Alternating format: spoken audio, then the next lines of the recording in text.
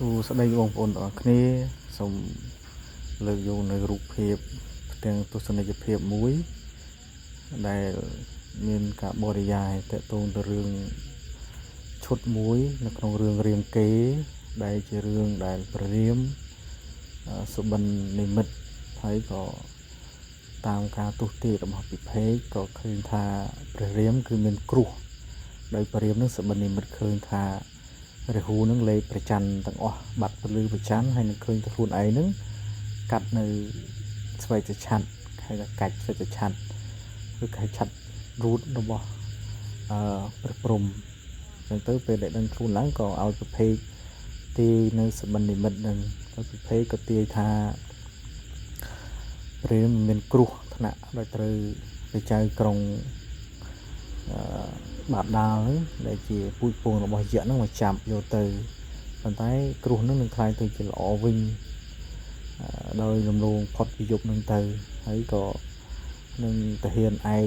គឺហនុមានដែលជាមនុស្សចំណិតដែលជាអ្នកមានរដ្ឋអំណាចហ្នឹងទៅជួយបោកបានពេលហ្នឹងណាហើយពេលហ្នឹងក៏ដើម្បីការពារកុំឲ្យ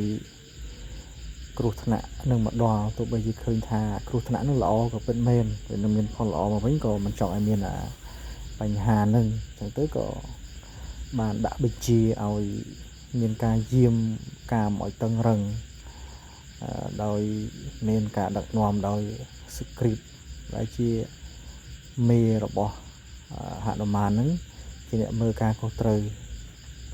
ហើយនឹងទាហានឯកទឹក18ដែលជា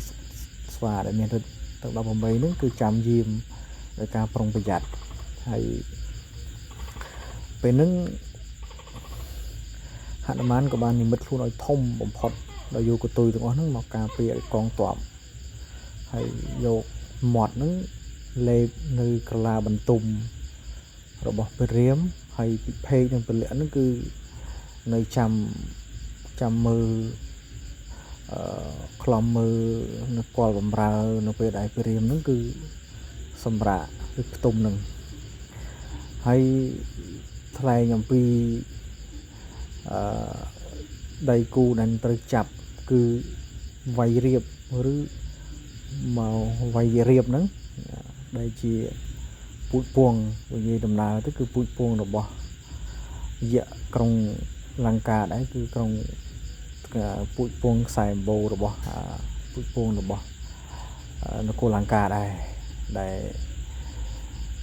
ជីតារបស់អវ័យរៀបហ្នឹងគឺផ្ដាំតគ្នាមកថាមិនអោយទៅខ្សែគប់ទៅប្រស្រ័យជាមួយនឹងទស្សកណ្ឌនេះទៅជាពេលយក្សដែលនឹងនាំអន្តរាយមកដល់ពូជពងយក្សហ្នឹងហើយប៉ុន្តែនៅពេលហ្នឹងគឺបណ្ដាំហ្នឹងគឺពីមកចំនួនរបស់ឪពុកបិតារបស់វញ្ញរៀបហ្នឹងគឺផ្ដាំហើយតែវញ្ញរៀបហ្នឹងគឺដូចភ្លេចខ្លួនបាននៅតែទទួលបញ្ជាពីទស្សកណ្ឌហ្នឹងដោយវញ្ញរៀបហ្នឹងមានរិទ្ធគាត់ហ្នឹងគឺមានមុនមួយគេមុនសំដំតបដែលមុនសំដំតបហ្នឹងគឺពីសម័យដើមចាស់ខ្លះដែលចេះមន្តអាគមហ្នឹងយកទៅប្រើទៅទូនឹងការចេញច្បាំងសំដំតបសត្រូវឬមហាសំកាំងអីហ្នឹងទៅទូនឹងមុនហ្នឹង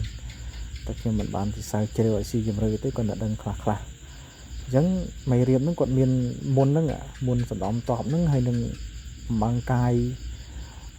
រេមុនសំដំតបហ្នឹងអញ្ចឹងគាត់បានធ្វើដំណើរមកដល់នៅបន្ទាយទាហានរបស់ព្រះរាមហ្នឹងគាត់ក៏បានឃើញថាហនុមានកំពុងតែការពារនៅក្រឡាបន្ទុំដែលលេបនៅក្រឡាបន្ទុំដាក់ក្នុងមាត់ហើយឃុំទាហានទាំងអស់ទាហានពេណូរបស់ព្រះរាមហ្នឹងអញ្ចឹងគាត់ក៏មិនដឹងគេធ្វើយ៉ាងណាសម្បីទៅចិត្តក៏មិនបានពេលហ្នឹងក៏គាត់បានប្រែក្រឡាខ្លួនទៅជាស្វាទាហានជាកូនទាហានរបស់ព្រះរាមហ្នឹងក៏បានចូលទៅជួបជាមួយទៅនិយាយទៅហើយស្មារណាបានដេកឯណាហើយថ្លែងពីព្រះពិភេកក៏បានដាក់កម្រិតថាឲ្យយាមកាមឲ្យមែនទែនរហូតដល់ផ្កាយព្រឹករះបានព្រះរាមផុតគ្រោះអញ្ចឹងស្វាហ្នឹងក៏បានថាអូយ ពេលណាបានដេកទេបានសម្រាប់ឯងទាំងអាស្វាមួយទៀតវាលឺអញ្ចឹងក៏វាឆ្លើយដោយសារវាដឹងថាផ្កាយព្រឹករះបានដេកហើយផុតគ្រោះហើយអញ្ចឹងក៏តែផ្កាយព្រឹករះមកលេងអីហ្នឹងហើយអញ្ចឹងពេលហ្នឹងបានអ្វីរៀបហ្នឹងវាដឹងអញ្ចឹងក៏បានដឹងរឿងអញ្ចឹងក៏បានហោះទៅលើអាកាសហើយបានរែងមុន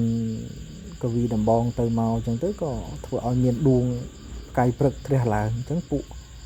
ពីណូទាំងអស់ទាហានពីណូឬពួកស្វាទាំងអស់ដែលមានរឹតពីណូដែលមានអំណាចមានមេតបខ្លាំងឃើញអញ្ចឹងគាត់ថាអូលេងប្រុងប្រយ័ត្នអញ្ចឹងក៏នាំដេកលក់ទៅណាដេកលក់អញ្ចឹងទៅអញ្ចឹងក៏ពេលហ្នឹងអ្វីរៀបហ្នឹងមកក៏ប្រៅមុនសំដំតបសំដំទាំងអស់មកកងតបហ្នឹងសូម្បីតែហនុមានហ្នឹងក៏សំដំដែរអញ្ចឹងក៏អ្វីរៀបហ្នឹងក៏ចូលទៅចាប់ព្រះរាមហ្នឹងយកទៅឋានបាតាលអញ្ចឹងទៅរហូតដល់ត្រូវខ្យល់លៀមកក៏ហនុមាននឹងខ្លួនក៏ដឹងថាអូ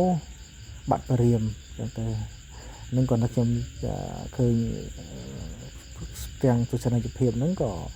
ចង់បង្ហាញឲ្យបងប្អូនអ្នកទស្សនាដែលស្ដាប់ហ្នឹងបានដឹងអំពីសាច់រឿងហ្នឹងអញ្ចឹងក៏សូមស្លេះប៉ុណ្ណឹងជួបគ្នានៅវីដេអូក្រោយអរគុណ